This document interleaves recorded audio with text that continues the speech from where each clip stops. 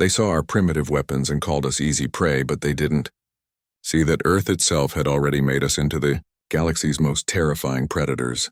Grand Fleet Command Chamber hung in orbit above the blue-green marble that the natives called Earth. Commander, Zelthak adjusted his crystalline exoskeleton plates as he studied the holographic display before him, his compound eyes reflecting the rotating planet.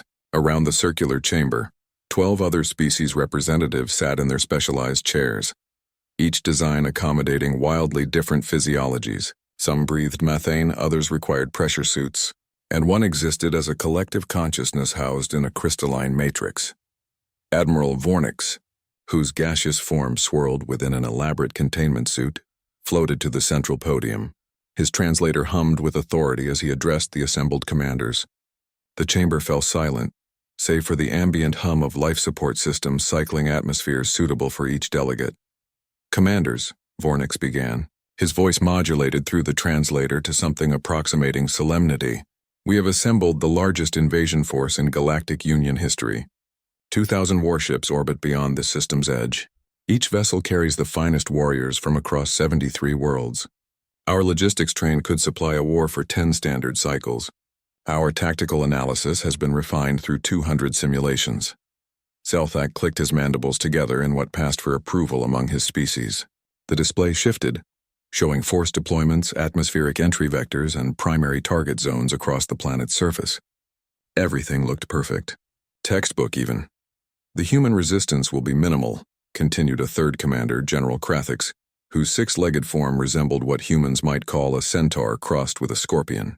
"Our intelligence suggests they possess only primitive kinetic weapons and early fusion technology. They have barely left their own moon.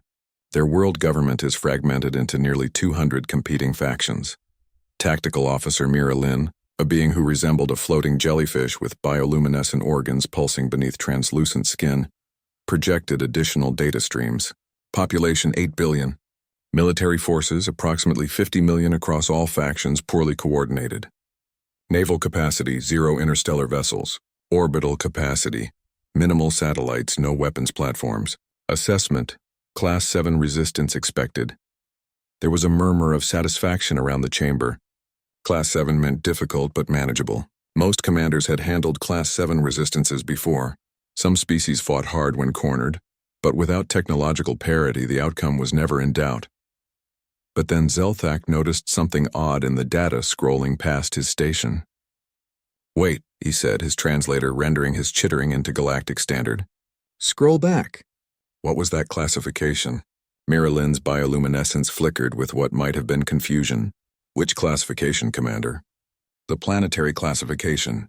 I saw it for just a moment. The display rewound. There, buried in a subsection of environmental data, was a single line that made Zelthak's exoskeleton go cold. "Planetary danger.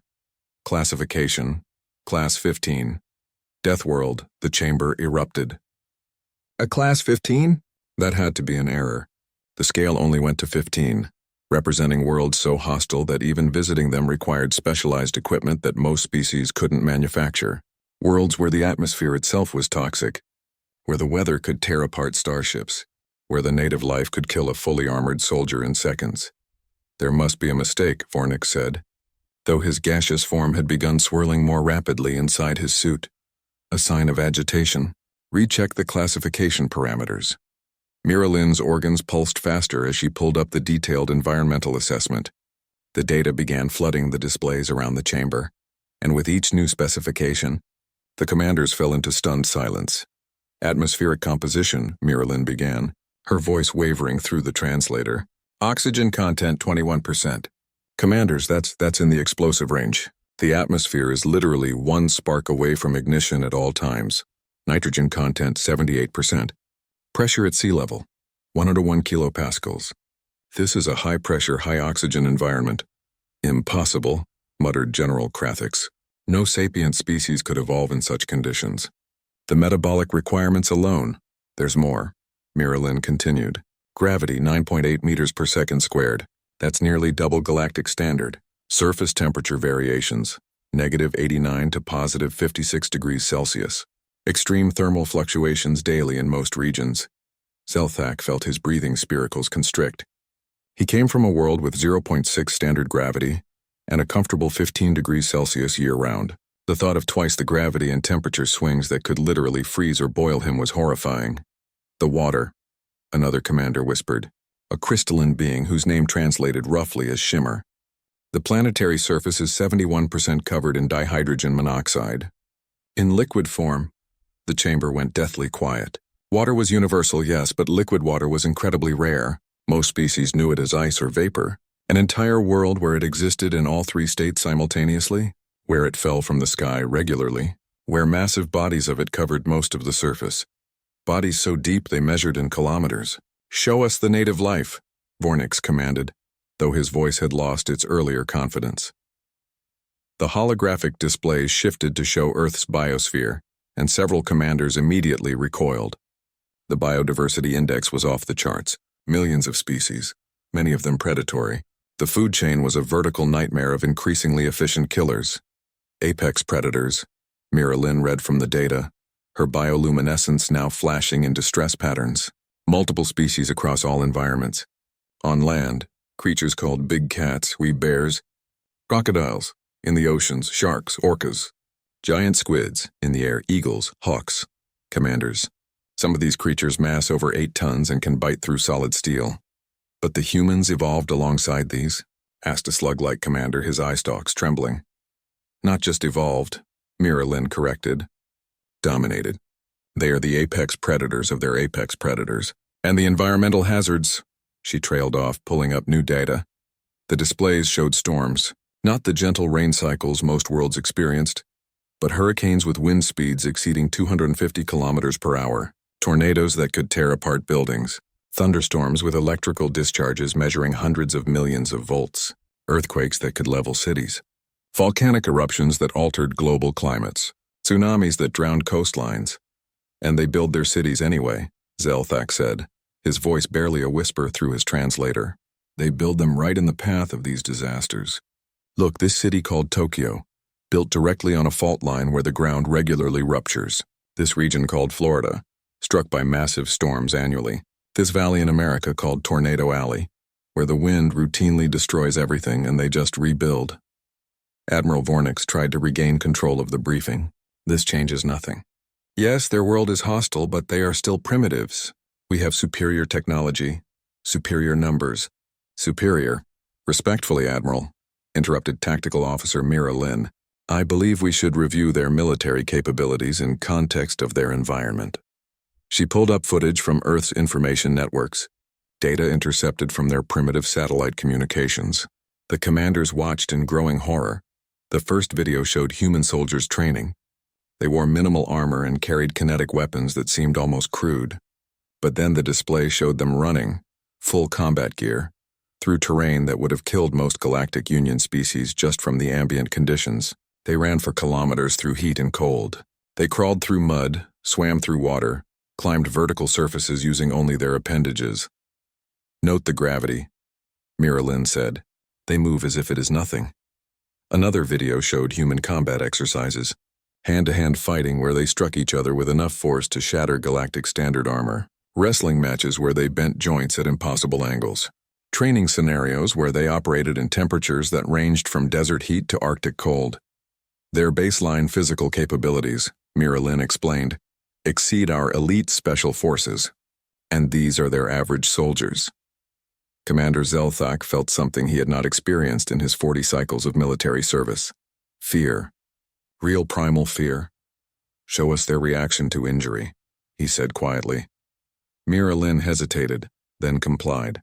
The footage showed human medical facilities, field hospitals from their various conflicts. Injuries that would kill any Galactic Union species outright, these humans survived.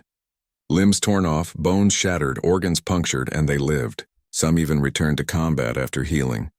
Their pain tolerances, Mira Lin searched for words. There is no baseline comparison in our database. They have been observed to continue fighting with wounds that should cause immediate system shock and death. They possess a chemical response they call adrenaline that allows them to temporarily ignore catastrophic damage. Temporary insanity, muttered General Krathix. A survival mechanism from their Deathworld. But the worst was yet to come.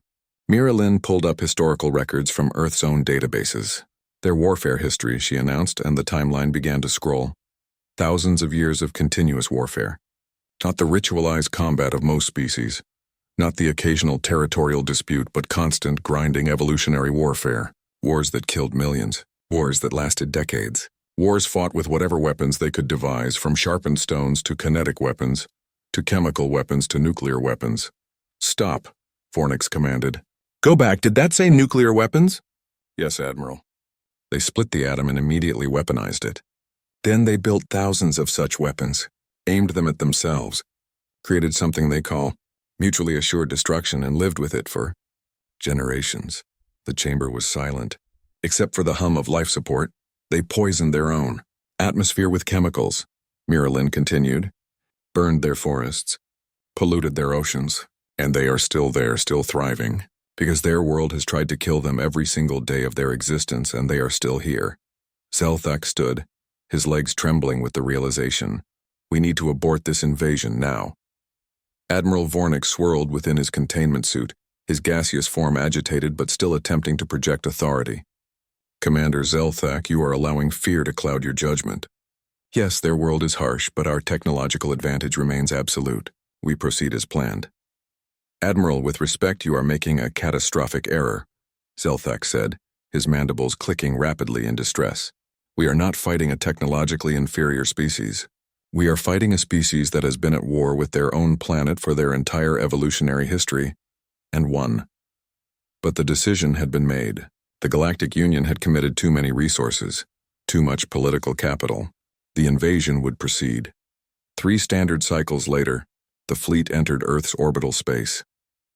The first wave of dropships began their descent toward major population centers. North America, Europe, Asia. The targets were chosen for maximum psychological impact. Simultaneous strikes to overwhelm the primitive defense networks and force immediate surrender. Commander Zelthak commanded the 3rd Assault Group targeting the region called Colorado, chosen for its military installations and central location. As his dropship entered the atmosphere, he reviewed the final intelligence reports on his tactical display. The humans had, of course, detected the fleet. Their primitive radio telescopes and early warning systems had given them approximately 10 standard cycles to prepare. Intelligence suggested they were panicking, their governments in disarray. Expected behavior for a pre-contact species facing invasion. But as the dropships descended through the clouds, Zelthak noticed something odd. The cities below were not in chaos. The streets were empty, yes, but in an organized way. Vehicles were parked in orderly rows. Infrastructure appeared intact. It looked less like panic and more like preparation. "Ground teams? Report," Vornix commanded from the orbital command ship. "Team Alpha, landing in Sector New York, minimal resistance. Establishing perimeter." The transmission cut to static. "Team Beta, landing in Sector London, no contact with enemy forces. Spreading out to..." Static. "Team Gamma, landing in Sector Beijing." Static. Zelthak's dropship touched down in an open area near the mountains. His soldiers deployed, their weapons scanning for threats. The air was thin at this altitude, the gravity oppressive, the oxygen levels dangerously high. Several soldiers were already showing signs of distress from the environmental conditions alone. Then the humans appeared. They didn't charge screaming. They didn't emerge from hiding in panic. They simply rose from positions that had been invisible moments before, from behind rocks and trees and buildings, camouflaged so effectively that Galactic Union sensors had registered nothing. The Deathworld had taught them how to hide. The first shots came from distances that should have been impossible for kinetic weapons. Zelthak's soldiers fell before they could even identify the direction of attack. These were not the primitive firearms intelligence had described. These were precision instruments wielded by warriors who had grown up in twice standard gravity, who could calculate windage and bullet drop instinctively, whose steady hands and sharp eyes came from hunting prey on a world that demanded perfection or death. "Return fire," Zelthak ordered, but his soldiers were already dying. The humans moved through the terrain like water, using every rock, every tree, every shadow. They knew this ground. They had evolved for this ground. A human soldier appeared on a ridge above them, silhouetted against the sky for just a moment. Zelthak got a clear look at it through his optical sensors. Bipedal, yes, but built like a fortress. Muscles adapted for high-gravity warfare. Eyes positioned for stereoscopic vision and depth perception. Hands that could manipulate tools with precision but also crush and tear. The human raised its weapon and fired, and 3 more of Zelthak's soldiers fell. Then the humans were among them, and Zelthak understood true horror. In close combat, the strength differential was catastrophic. A human grabbed one of his soldiers, a warrior who had trained for cycles in hand-to-hand combat, and simply broke him, snapped his carapace like it was nothing. The Deathworld gravity that made every movement agony for Galactic Union forces was normal for these creatures. They moved with speed and power that should have been impossible. "Retreat to the dropship," Zelthak ordered, but the humans had already disabled it. They had targeted its engines with their first shots, stranding his force on hostile ground. Through his communicator, Zelthak could hear similar reports from across the planet. Every landing zone had become a kill box. The humans had prepared ambushes, had allowed the invasion forces to land in places of the humans' choosing, and then systematically destroyed them. Zelthak and the remnants of his force huddled in a rocky outcropping as night fell on Earth. The temperature plummeted, dropping 30 degrees in a matter of hours. Several of his soldiers went into shock from the temperature change alone. The humans, he knew, were out there in the same cold hunting. His communicator crackled. "All ground forces, immediate evacuation. Repeat, all ground forces." The transmission cut off. Through the thin atmosphere, Zelthak could see the orbital battle. The Galactic Union fleet was in retreat, harried by primitive human spacecraft that had no business being effective. But the humans didn't need sophisticated technology. They had adapted their crude rockets and kinetic weapons into devastating, close-range attack craft piloted by Deathworld natives who could withstand G-forces that would liquefy any Galactic Union. "Pilot, Commander," one of his surviving soldiers wheezed. "I am analyzing the human tactics. They are using environmental factors against us." Zelthak understood. The humans knew their world's dangers intimately. They had positioned forces in areas where the temperature swings would be most extreme, where the altitude made the air too thin, where the weather patterns would ground Galactic Union support craft. They were using their own Deathworld as a weapon, a sound in the darkness, footsteps steady and patient. The humans were closing in, taking their time. They could wait. This was their world. They had evolved to endure it. Zelthak made a decision. He activated his communicator, broadcasting on all frequencies. "This is Commander Zelthak to any human forces in range. We surrender. We surrender unconditionally." There was a long pause. Then a voice responded in surprisingly clear Galactic Standard. The humans had learned their language in just 10 cycles. "Of course they had." "Understood, Commander. Weapons down, hands visible. We are approaching." 5 human soldiers emerged from the darkness, their weapons trained but controlled. Professional. In the starlight, Zelthak could see they were barely winded despite hunting through terrain that had nearly killed his entire force. The lead human, identified by rank insignia as a lieutenant, approached. She removed her helmet, and Zelthak saw her face for the first time without optical enhancement. Eyes that held intelligence and mercy, but also a hardness that came from evolving on a world that showed neither. Predator's eyes, forward-facing, adapted for tracking and killing. "Your wounded will be treated," she said. "We have medics standing by who can work with your species' physiology." "How?" Zelthak asked, his translator barely functioning in the cold. "How did you prepare so quickly?" The human lieutenant smiled, and it was not unkind. But it made Zelthak's survival instinct scream. Humans had evolved that expression to show teeth, to show weapons. "Commander, we have spent our entire existence fighting for survival on a Class 15 death world. Every human child grows up learning to adapt, to overcome, to survive against impossible odds. You gave us 10 days warning. That was 9 days more than we needed." She gestured to the mountains around them. "You chose to land here because your intelligence said it was remote, that our military installations would be easy targets. But you didn't understand. We don't have front lines on Earth. Every human is a survivor. Every city has people who camp in these mountains for recreation, who climb these rocks for fun, who hunt in these forests for sport." She paused, letting that sink in. "You invaded a world where our children train by climbing vertical surfaces and swimming in water that can drown them, where our elderly hike through terrain that killed your elite soldiers. where we have spent 10,000 years getting better at killing each other and everything else on this planet. Your ancestors, Zelthak whispered, should have gone extinct. We almost did, the lieutenant agreed. Many times. Ice ages, volcanic winters, plagues, predators, disasters. But we didn't, we survived. And everything that tried to kill us just made us stronger. 2 standard cycles later, Commander Zelthak stood once again in the Grand Fleet Command Chamber. But this time it was different. This time human representatives were present. Ambassador Chen, an elderly human female with gray hair and eyes that had seen too much, stood beside the holographic display of Earth. The invasion had been a complete disaster. Of the 2,000 warships, barely 300 had escaped Earth's orbital space. Ground forces had been annihilated. The Galactic Union, for the first time in recorded history, had been utterly defeated by a pre-contact species. Admiral Vornix, stripped of his command, floated in his containment suit in the corner, his gaseous form dim and still.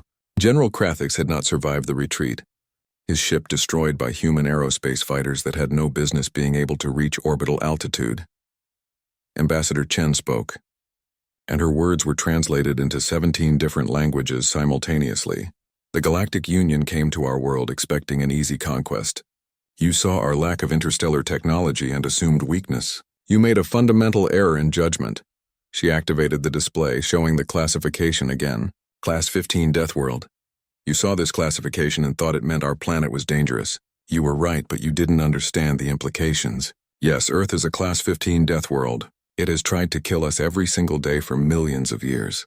The atmosphere that explodes, the water that drowns, the gravity that crushes, the weather that destroys, the predators that hunt, the diseases that kill. All of it. Chen's voice hardened. And we are still here. Not because we hide from these dangers, because we conquered them. We climbed to the top of the food chain on a world that spawns apex predators the way other worlds spawn insects. We mastered fire on a planet with an explosive atmosphere. We built cities that withstand earthquakes and hurricanes. We split the atom and touched the stars. She turned to face the assembled commanders directly. You didn't invade a primitive world. You invaded a world that forges its inhabitants in fire and gravity and death. Every human is a survivor of conditions that would kill most of your species before they took their first breath. Our children are stronger than your soldiers. Our elderly are tougher than your veterans. Zelthak found himself nodding. He had seen it firsthand. However, Chen continued, and her tone shifted slightly. We understand that you acted out of ignorance, not malice. The Galactic Union believed it was bringing order to a chaotic species. You were wrong, but your intentions, while misguided, were not inherently evil. She pulled up new data. Earth wishes to propose terms, not surrender. The Galactic Union surrendered to humanity, but rather a treaty, a mutual understanding. The terms appeared on screens around the chamber. Reparations, yes, but reasonable ones. A formal apology in recognition of human sovereignty, and most surprisingly, an offer of alliance. You see, Chen explained, we have been studying your Galactic Union for the 10 days you gave us before invasion. We understand now that you come from garden worlds, peaceful places where evolution was gentle and life is easy, where conflict is rare and violence is shocking. You have built a civilization based on cooperation because your worlds allowed for such luxuries. She smiled, and Zelthak was relieved to see it was genuine, not the predator smile from before. We can learn from you. Your sciences, your arts, your philosophy. You have had millennia of peace to develop in ways we never could, and perhaps you can learn from us. What could we possibly learn from a species that turned violence into an art form? Asked one of the other commanders. A plant-based being called Chloros. Survival, Chen said simply. Resilience, adaptability. Your Galactic Union has been at peace for so long that you have forgotten how to fight. But the universe is vast and it is dangerous. There are threats out there that do not care about your philosophy or your ethics. Threats that will not negotiate or surrender. She pulled up astronomical data. Your scientists have detected anomalies at the galactic edge. Energy signatures that suggest something massive and hostile. You have been studying these for cycles, trying to determine if they represent a threat. We read your public scientific journals during our preparation time. The commander shifted uncomfortably. Those anomalies were classified, but of course the humans had found them. They were Deathworld survivors adapted to identify threats. When those threats come, and they will come, you will need warriors. You will need people who know how to fight impossible odds and win. You will need Deathworlders. Ambassador Chen extended her hand, a human gesture of peace and agreement. The Earth offers the Galactic Union an alliance. We will share our strength, our resilience, our combat experience. In exchange, you share your technology, your knowledge, your wisdom. Together, we face whatever comes from the darkness between stars. Zelthak looked at the extended hand. He thought about what he had seen on Earth. The horrors, yes, but also the courage. The strength that came not from weapons, but from simply existing in an environment that would kill any other species. The determination to not just survive, but thrive. He stepped forward and, despite the difference in their biologies, took Ambassador Chen's hand in his foreclaw. On behalf of the Galactic Union, we accept your terms. And we apologize for our arrogance. We looked at your world and saw only danger. We should have seen what that danger had created. Chen's grip was firm. Of course it was. She came from a world with twice standard gravity. Apology accepted, Commander. Welcome to the age of human galactic cooperation. She released his claw and addressed all the commanders. But let this be a lesson that echoes through your union forever. Never underestimate a species from a death world. We don't become weak from the challenges we face. We become unbreakable. And you ask the question, how could you invade a Class 15 death world? Ambassador Chen's smile returned, and this time Zelthak saw it for what it truly was. Not a predator's grin, but the smile of someone who had faced down death itself and won. The answer is simple. You couldn't. You never could. Because we are not the victims of our death world. We are its children. And we are done apologizing for being survivors. The Joint Galactic Union Human Space Station Unity hung in orbit above Earth, a symbol of the new alliance. Commander Zelthak, now promoted to Ambassador for Deathworld Relations, stood in the observation deck with Ambassador Chen, watching human and alien crews work together in the docking bays below. I have been reviewing the integration reports, Zelthak said. Human soldiers have been training our military forces across the Union.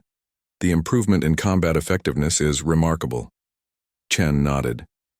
And our scientists have been making breakthroughs we never imagined possible, with access to your advanced physics. The exchange has been beneficial for both sides. There is something I must ask, Zelthak said. When we first invaded, you said you needed 9 days less than we gave you. You prepared a complete planetary defense in 1 day? Chen laughed, a sound Zelthak had learned indicated amusement rather than aggression. Commander, we've been preparing for alien invasion since we first looked up at the stars and realized we might not be alone. Every human alive has seen fiction about first contact, about invasion, about fighting for our world. We had plans, scenarios, contingencies. She gestured toward Earth below. You gave us 10 days, which was enough time to mobilize and coordinate. But the truth is, even with no warning at all, you would have failed. Because Earth doesn't create soldiers through training. It creates them through existence. Every human who can walk is a survivor. We are all soldiers of circumstance. That is a terrifying thought, Zelthak admitted. Maybe, Chen agreed. But it's also why we'll be able to face whatever comes next. Together. As if on cue, an alert sounded through the station. The anomalies at the galactic edge had intensified. Something was coming. Something vast and hostile, just as the humans had predicted. But now the Galactic Union was not alone. They had allies who had been forged in the crucible of the deadliest world known to galactic science. They had humans. Commander Zelthak watched as human and alien crews scrambled to their stations with coordinated efficiency. They had learned from each other, adapted to each other. The gentle Garden Worlders had learned resilience from the Deathworlders. The Deathworlders had learned compassion from the Garden Worlders. Whatever came from the darkness, they would face it together. And Zelthak, remembering the lesson learned at such terrible cost, knew one thing with absolute certainty. He would never again underestimate a species from a Class 15 death world.